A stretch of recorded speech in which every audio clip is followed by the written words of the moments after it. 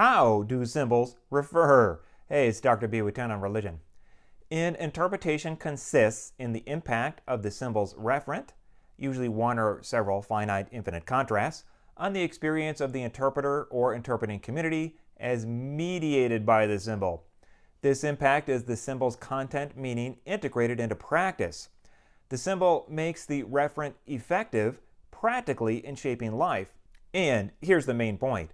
The theological context employs religious symbols that have the structure of referring to finite infinite contrasts, which means they are broken symbols. If those symbols are adequately encoded in a religious system, they can be intentionally referred literally to the divine in the sense that they need no further metaphorizing. It is assumed to be adequate. Symbols are true insofar as they engage us correctly with divine matters. Symbols are inadequate simply at the level of the imagination if they do not engage us, which simply means we need to find better symbols. Symbols can be polysemic, meaning they can mean more than one thing.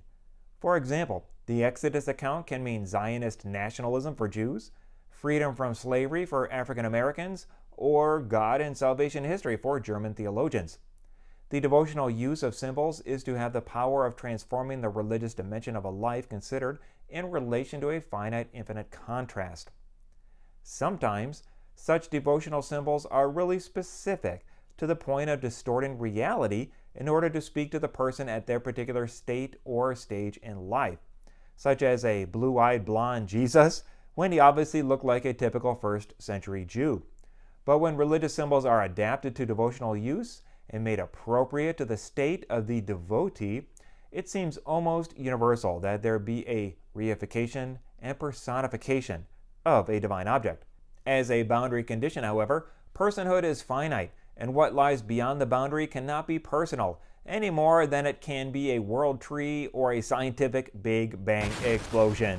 This is all based on Robert Neville's book titled The Truth of Broken Symbols. And if you want to learn further, check out this video from way back in 2022 and more on my channel. And subscribe to 10 on Religion.